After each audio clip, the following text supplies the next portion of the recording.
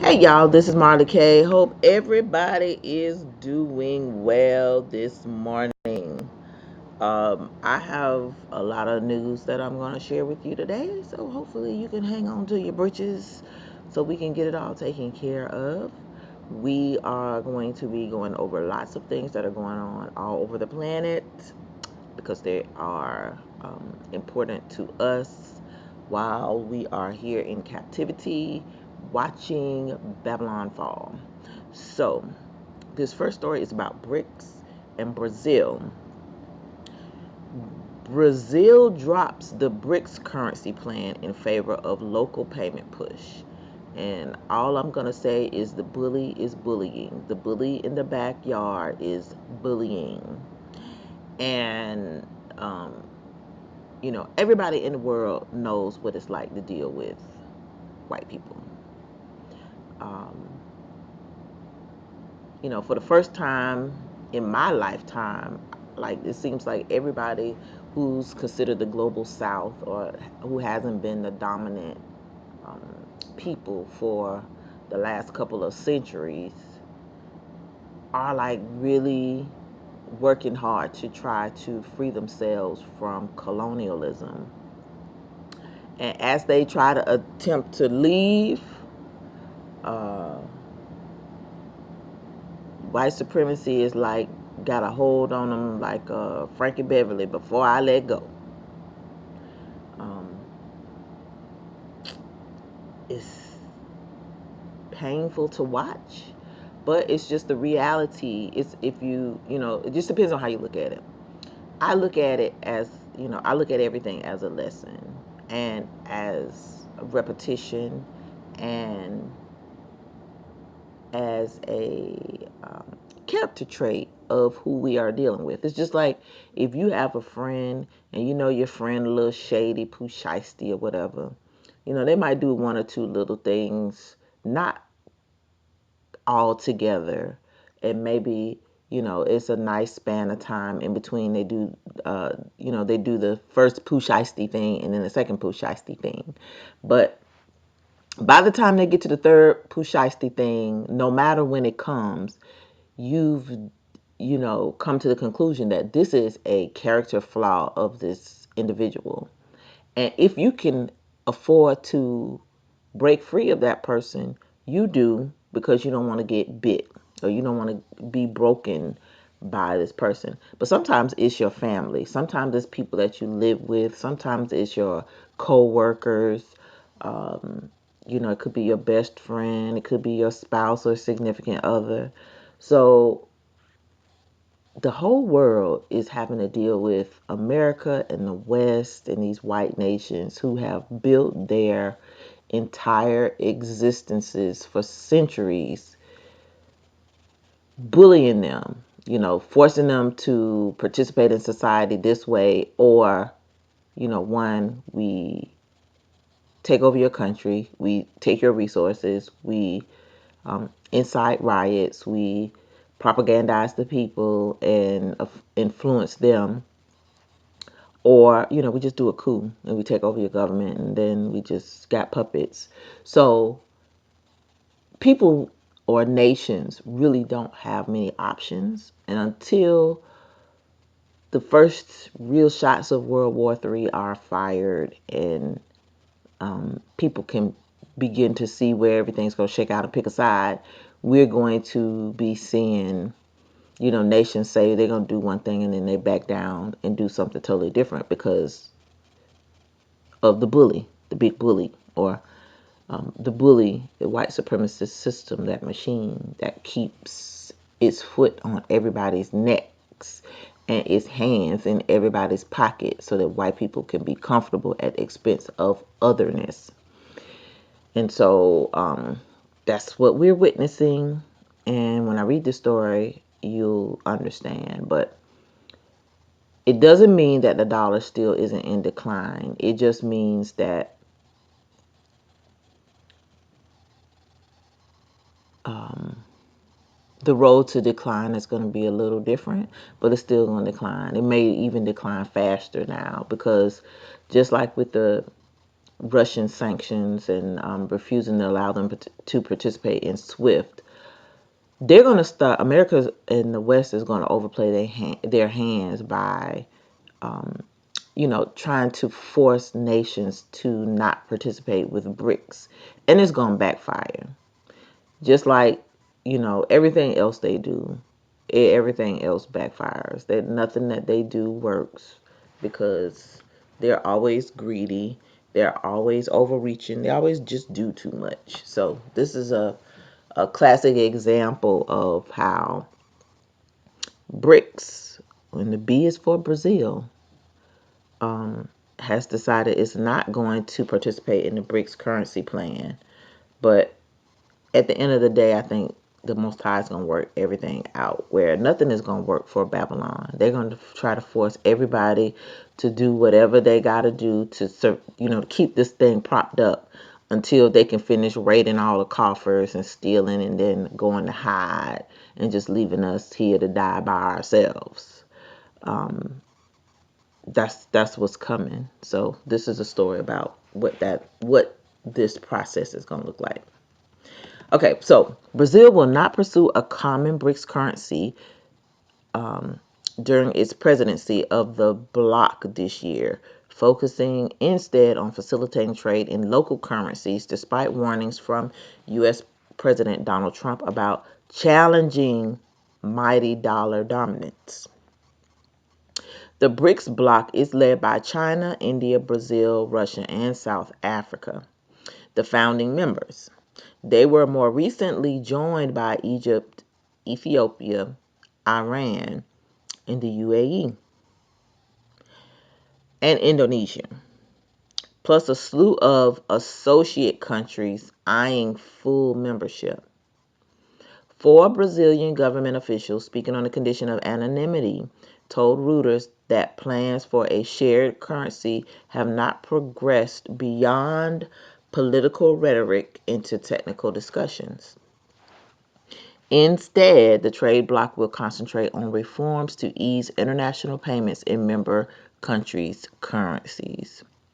This follows previous statements from Brazilian President Lula da Silva, who had long advocated exploring alternatives to the US dollar. At the 2023 BRICS summit in South Africa, the Brazilian leader emphasized the need to reduce vulnerabilities of member states tied to dollar dominance. So, as you can see, this has been a focus. But now, all of a sudden, Colt 45, who is unstable, unhinged, and who basically the whole world can see we are in the midst of a coup. Everybody's just too afraid to say, y'all, it's a coup going on. It's been a coup going on, but it's a hardcore coup now. Everybody just is afraid to say anything, just like they're afraid to acknowledge, hey, those the people over there. But nobody wants to say anything because everybody's hands are dirty.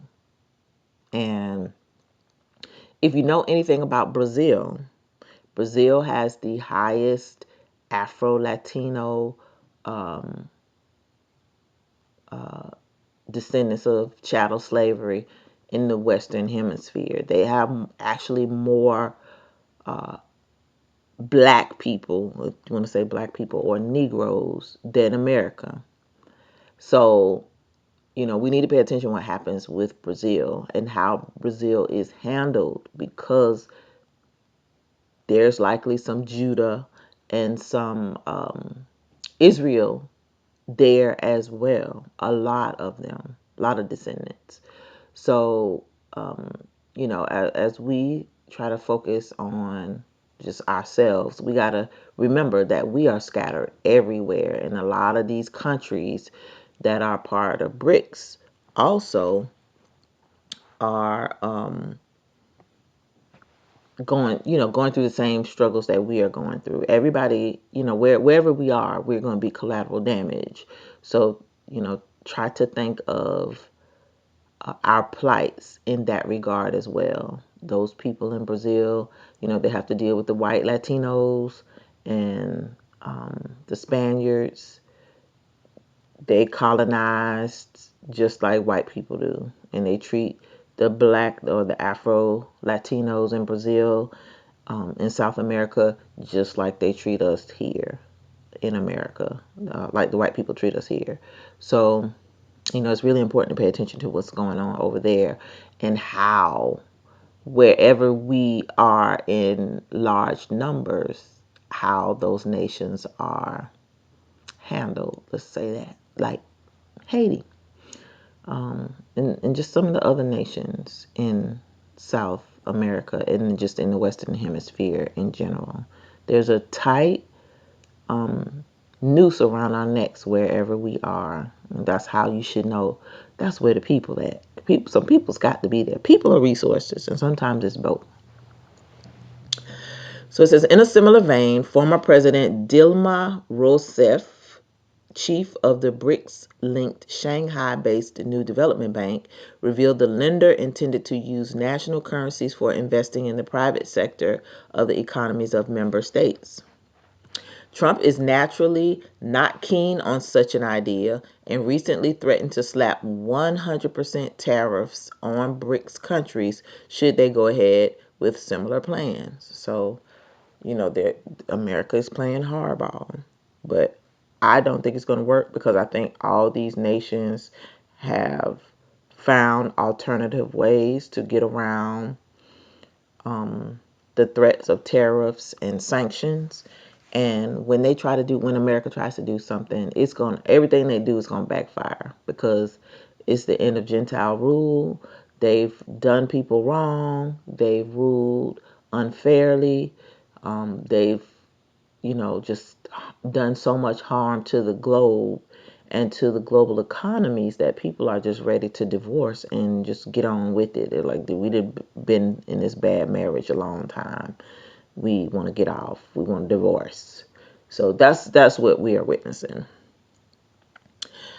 So it says last month he stated that there is no chance that BRICS will replace the US dollar in international trade or anywhere else, and that any country that tries should say hello to tariffs and goodbye to America.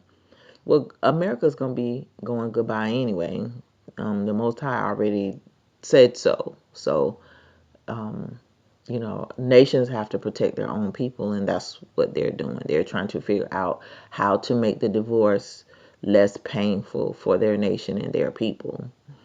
But ain't nobody caring about us, so that's why I'm telling y'all too. Y'all need to make sure you prepare, because as these nations figure these things out and just basically go against America in the West, we're going to feel the impact economically first before we feel it physically in infrastructure.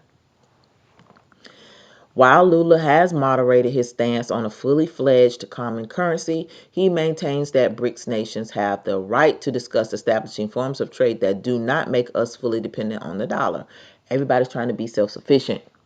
This is what you should be trying to do too. You should be following the leaders, because America and the West are no longer the leaders of the free world. They have proven that they cannot lead and rule fairly.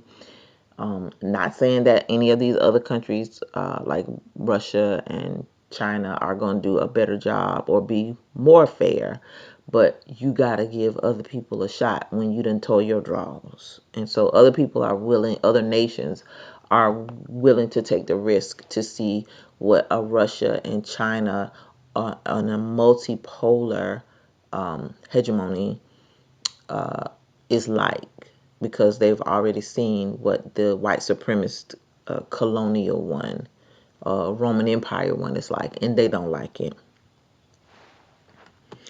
So it says the bloc's agenda includes exploring blockchain technology and connecting payment systems to reduce transaction costs and exposure to unilateral sanctions following a Bank of International Settlement Standards, three sources said. So as you can see, they're exploring blockchain technology, which means all of the nations are still tied to the B system. They are all dedicated to the no buy, no sell system. So at the end of the day, it doesn't matter what they do. Everybody's on the same page when it comes to selling our souls to the devil. No one wants to create trouble, But BRICS countries also don't want to abandon the idea of exploring this possibility, one source said, adding that member states do not plan to eliminate their dollar reserves. Um, I think something catastrophic is going to happen and everybody going to dump at one time. That's what I think. I think everybody's bluffing everybody because that's what America does. America bluffs everybody. They're the best propaganda machine on the planet. They study people, they study groups, they study nations, and then they move accordingly. So they think they know what everybody else is going to do before they do it, but they haven't figured out that a lot of people have, watched them as well. So what they are planning isn't really going to work. It may work in the short term, but in the long term, no.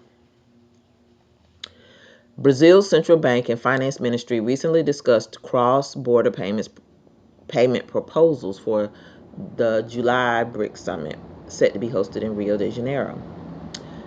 Within the region, Brazil already operates a local currency payment system with Argentina, Uruguay, and Paraguay, though its usage remains limited. BRICS representatives will meet in South Africa this month during G20 meetings to present Brazil's summit plans. The bloc, which accounts for an estimated 37% of global domestic product, has emerged as a growing trading and diplomatic counterweight to the West-led G7 since its 2009 founding. And white people don't like that, baby. They don't like you to be trying to do your own thing. They need to control everybody and everything. They're just the most unnatural, uh, dogmatic, enslaving group of people. Oh gosh, I just never seen nothing like it.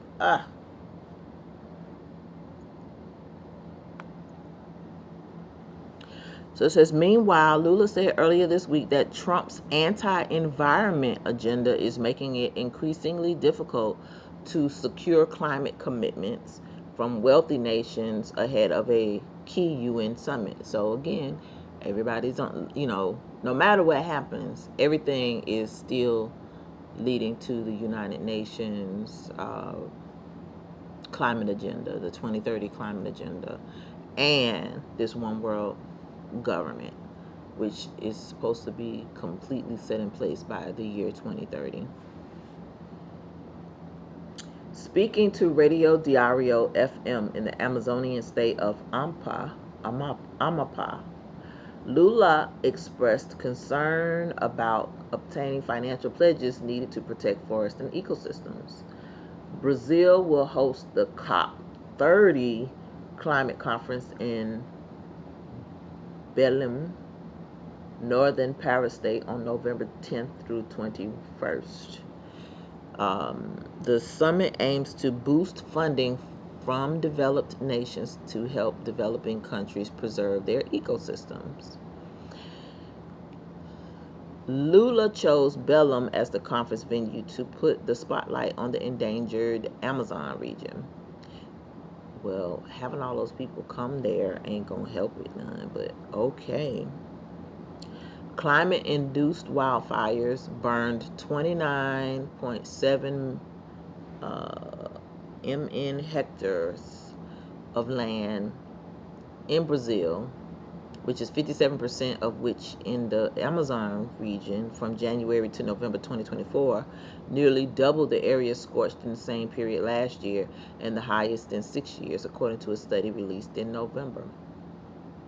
Brazil, home to the most vital Amazon rainforest, sees the summit as crucial for securing international support for forest preservation efforts. So, I mean, I can't say anything about the climate stuff because I don't want to get in no trouble. But it just seems like they create problems and then they create the solutions, and it's all sham because it relies on slave labor, your labor, my labor, our tax dollars, our monies to go towards these projects. And we didn't create the problems, they create the problems. Sometimes like they literally went out and created the problem. So anyway, this is uh, just an update about BRICS, how America is bullying a lot of the BRICS nations, trying to keep them from moving forward. with their de-dollarization efforts. And I honestly don't think any of it is going to work. I think as soon as they finish raiding us, the tech kings finish raiding the government and they finish setting up everything they need to set up for our blockchain technology, our digital systems, and they get those data centers built, I think it's a done deal. We got 4 years to deal with Donald Trump. I don't know, what the rest of this year is going to look like. It's probably going to be a lot of slashing of jobs, a lot of inconvenience, a lot of inflation, but I don't think everything's going to happen at one time. I do think something major is going to happen this year. Well, it could not be, but I just feel like the first quarter just been off to a rough start, so I don't think the rest of the year gonna get no better. I think Donald Trump is showing his people who he is for real, and they got to live with the consequences, and so be it, because they always think they're trying to hurt us, but they end up hurting themselves every time. So, um, the BRICS currency plans are up in the air, but I have faith that it's all a bluff. I think everybody's bluffing everybody. I think America is serious because they're desperate, but I think everybody else is playing chess and making chess moves. So we'll see. We will keep our eye on this BRICS development and all the other BRICS developments, and keep on prepping. That's all I can tell you. Prep, pray, seek the Most High, repent, and just keep watch because things are moving quickly and too many players are playing the game, and America has lost control, so they cannot control their narratives anymore. The emperor has no clothes and everybody sees the emperor has no clothes. All right, y'all, this is Marla K. Please like this video, share it, subscribe to the channel, hit that bell notification at the bottom of the video so that you can be notified each and every time I upload new content. You can support the channel by donating to my Venmo and my Coffee. The links are in the description. And you may also follow me on Rumble, Odyssey, and on Instagram just in case this channel is shut down. All right. This is Marla K. Love y'all.